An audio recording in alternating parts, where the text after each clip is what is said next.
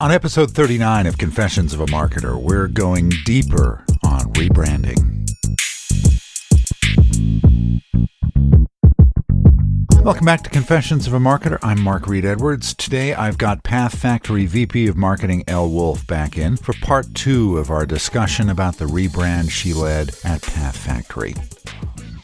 We'll get to that chat in just a moment. I'll let you know that we'll be starting a Confessions of a Marketer newsletter soon. We'll cover the wisdom, insights, and highlights of our many stellar guests with a featured episode and a few episodes in a complementary theme. Just getting this idea going, and I'm hoping to release the first one in the next week or so. All right, so what's coming up? Well, next time we have Bill Burkhart, president of Wonderman Data Management, in for a discussion about turning data into stories. Soon we'll have Jeremy Goldman in to discuss the future of marketing. SuperUnion's Greg Quinton, who's Chief Creative Officer there, will join us to discuss great design and more. And we'll be joined by Beth Monahan of Inkhouse to discuss fear and the future of PR. As I mentioned last time, I've got a new podcast I've been cooking up with influencer and investor Garnett Harriman, the Innovation Podcast. There's a preview episode available. Hope you were able to give it a listen. Garnett and I plan to talk with people who are changing things and on the leading edge of change, pushing innovation to the limits. So far, we've talked with a couple of people, and those chats will go live soon. Plus, Garnett is on location at CES this week, and we'll have some chats from there to share. This should be a fun endeavor, and I hope you'll subscribe. It's on Apple Podcasts, pretty much everywhere else that you get your podcasts, and is available at theipod.fireside.fm. So on to part 2 of my chat with Elle Woulfe. We covered the rebrand pretty deeply last time. This time, Elle tells me her secret weapon, how long the process was, what she learned that might help you if you're contemplating a rebrand, and what, if anything, she'd do differently. Hope you enjoy the chat. Let's get to it. So I had this great custom avatar that our designer made of me. And I do a lot of public speaking and stuff. So I like to use the avatar. It was fun. You could tell it was me. People would see it and say, oh, that's definitely you. It's like a little illustration of you. That's so cute. And she kind of at one point was like, you have to stop using that. That's like a me old brand. And I was like, so sad, but it gave us a chance to like figure out, well, what does our new style look like? What's the new thing that we can do? Right. Yeah. And I mean, again, this is the one thing I'll say. This is the secret weapon in case people are wondering.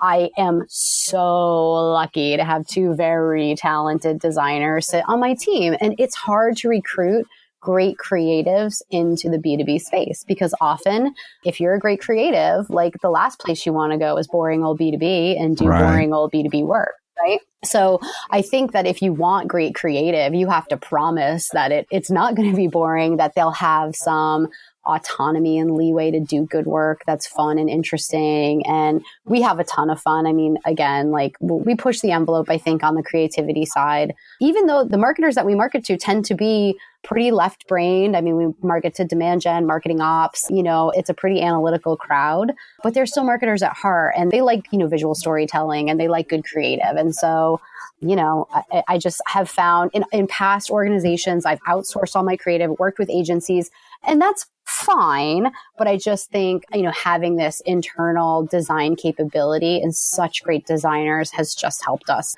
to be really fast and agile and just do really just great creative. Yeah, and I've had several guests on the podcast who really believe that B2B is something that should go away as a term because we're marketing to people.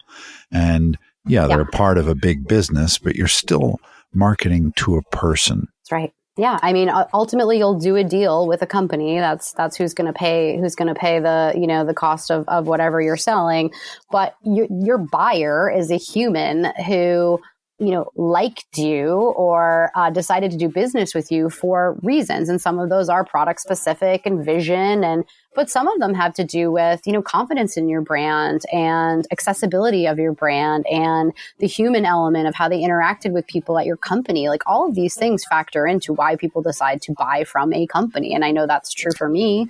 And I think, B2B buyers have changed a lot over the past several years. The expectations that they have, have really evolved. I mean, I am now used to coming home and turning on Netflix and having Netflix know exactly who I am and what I love and what I binge on and what I want to see. And they are surfacing content recommendations to me that are unbelievably relevant. So I don't have to wade through all this garbage to find the one. Like, it's like you're right there. You can consume what you want in the moment that you want. And so I think B2B buyers expect a similar experience when they are engaging with the B2B companies that they're trying to do business with. They want it to be convenient and fast and accessible. They want it to be highly personalized. And so I think that, you know, whatever we decide to call them, but I mean, today they're still called B2B companies. Yep. We as marketers need to get better at providing that kind of experience. Not only, you know, I'm a big fan of what the guys at Drift are doing. And I've paid a lot of attention to this idea that, you know, brand really does drive demand because, you know, it's the whole experience that someone has with your company that helps them decide whether or not they're going to purchase from you. And so I think that if you're, you know, sort of robotic in how you approach that and don't think about the whole picture and don't think about the whole experience for the buyer, making it personalized and relevant and accessible and easy and beautiful and all of those things, you know, you're, first of all, not doing yourself any favors. You're not helping your buyer at all. And chances are some other vendor is going to come and do it better. So I think we just all need to work harder at that. Absolutely.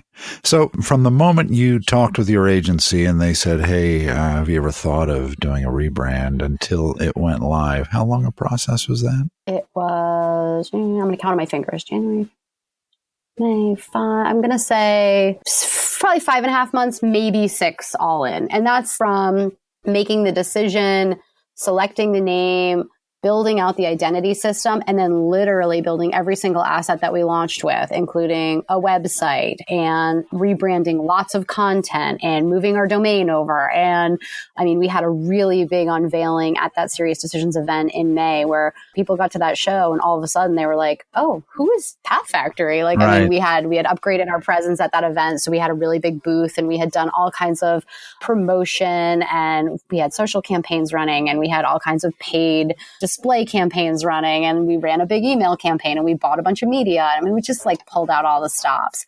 Yeah. So it's funny. I wasn't worried about it. Like we had this really elaborate project tracker and calendar to back into it. I mean, you're talking about, I mean, I have a team of 10, including me, but really there's probably 5 people who are very actively involved in this project. So 5 people are managing this whole thing, right? Which is not a lot of people because once we actually kind of settled on the identity system, the agency didn't create too much for us. They did a little explainer video and a few other smaller things. But for the most part, we brought everything in-house and started to do all the work ourselves. We built the website ourselves and all that stuff. And it wasn't until like we started to get, it's like we were like referring to it as the doomsday clock. You'd be like, oh my God, it's 20 days, it's 20 days now. And then you're starting to go like, holy cow, like we have so many things we need to do. So the end was like a little stressful. Oh, I bet. I won't lie.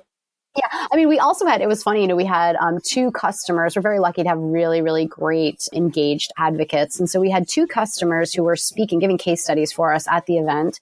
And, you know, it's like we had to make sure that their presentations were all branded properly and using the right language. And like, it was just a lot of orchestration toward the end there. But I can honestly say, I mean, nothing really fell through the cracks and it all went off without a hitch. So, you know, there's a woman on my team who I knew would just put this thing in a stranglehold and project manage it to death. And she did. She was unbelievable in her focus on the details and the schedule and the timing and just chasing people down. And so it really takes a good project manager, I think, to pull that off on such a tight timeline. And especially if you're going to do it all in-house. Every good marketing group needs someone like that. Oh, yeah. Yes. Yeah. So what did you learn through this process that you'd like to share with someone who's maybe contemplating a rebrand in 2019? Oh, that's such a good question. Well, I mean, you know, it's funny. I never think of myself as a brand marketer. You know, it's not where I came from. It's not who I am. Although I have had really great brand marketing influences in my life. I've worked for a couple of CMOs who had pretty strong, you know, had come from the B2C side and had strong backgrounds in brand, but it just wasn't my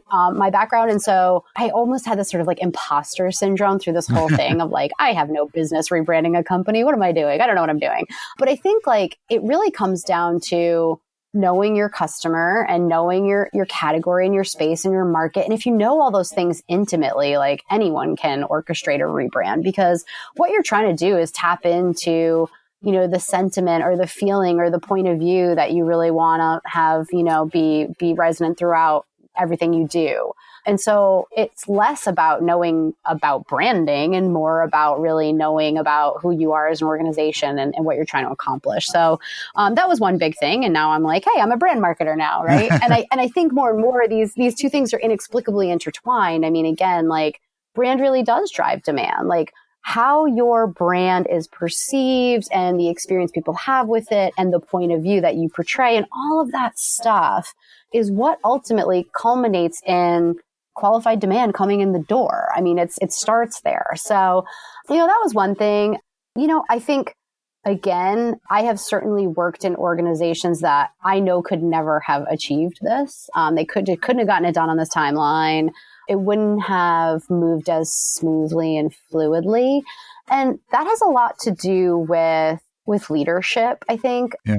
I work for a great CEO who hires people because he believes they know how to do those jobs. And he puts a lot of faith and trust into those people. And he doesn't, throw up unnecessary walls and get in their way and, question them to death. I mean, he gets involved and he asks a lot of questions, but there's no ego. It's not about him being right or him trying to, exert his opinion.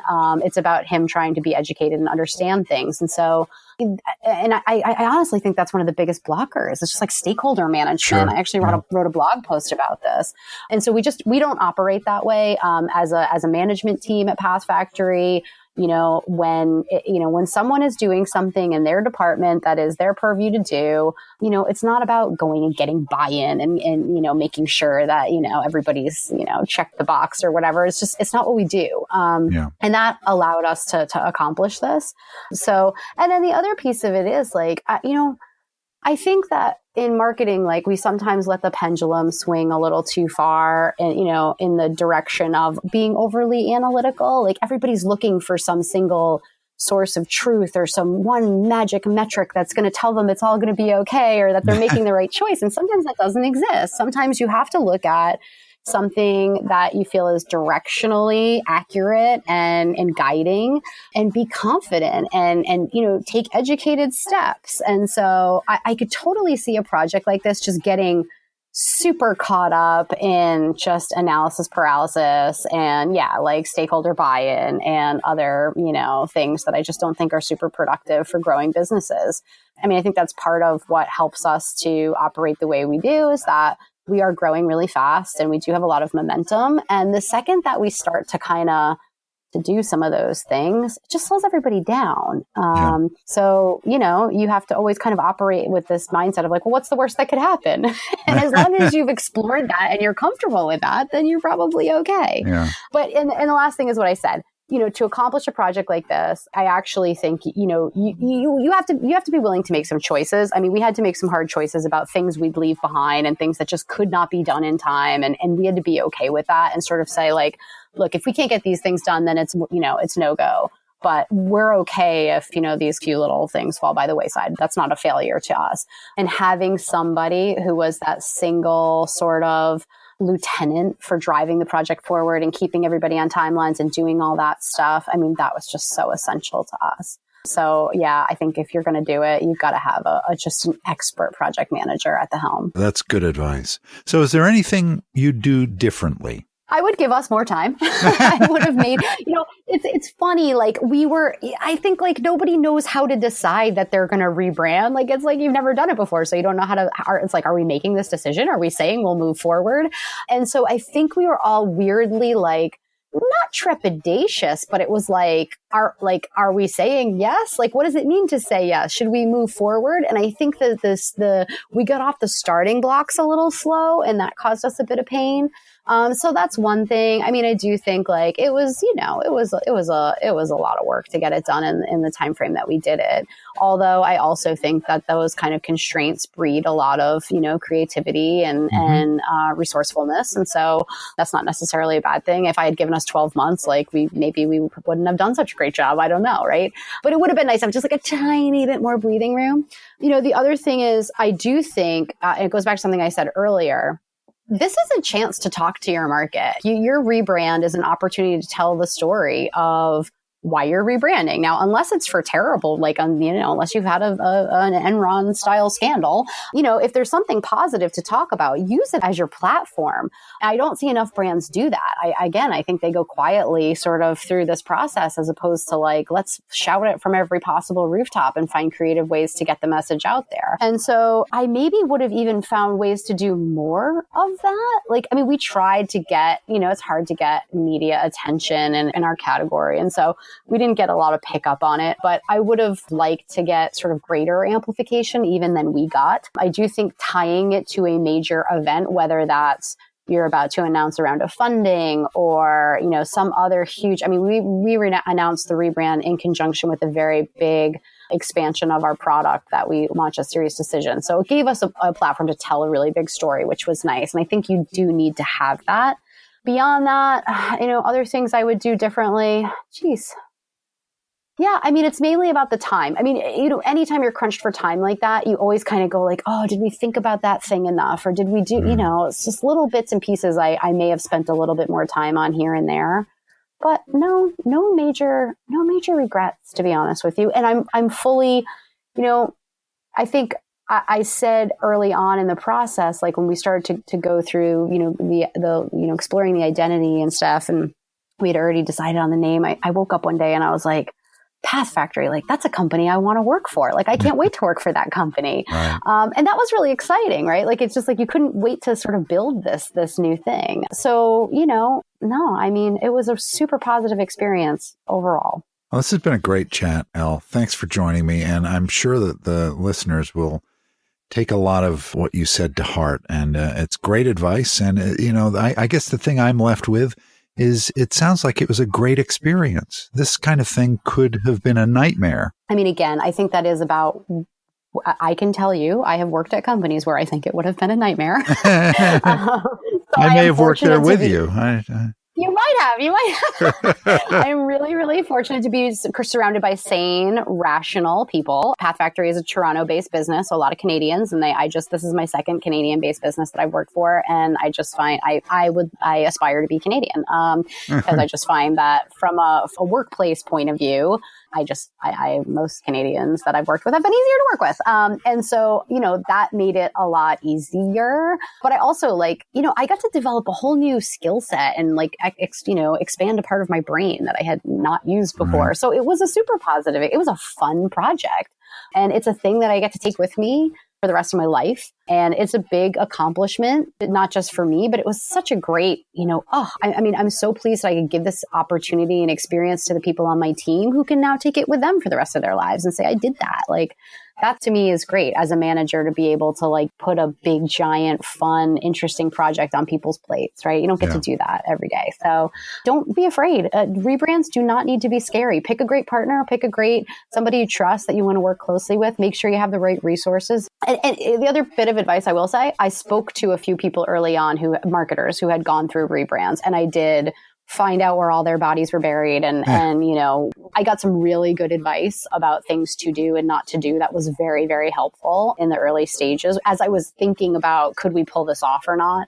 So definitely, tap into that. I have since, I know it's a topic people are interested in because I have since spoken to many marketers who have lots of questions about it. So my door is always open if you have questions. Great. Thanks again, Elle, for joining me. I really appreciate it. My pleasure. Thanks for having me. Thanks to Elle for being here. Next time, Bill Burkhart, president of Wonderman Data, on turning data into stories. So stay tuned. This episode of Confessions of a Marketer was written, produced, and edited by yours truly. T. Jordan of A-Class Productions wrote the theme music. Confessions of a Marketer is a trademark of Reed Edwards Global, Inc., and this episode is copyright 2019. I'm Mark Reed Edwards. See you next time.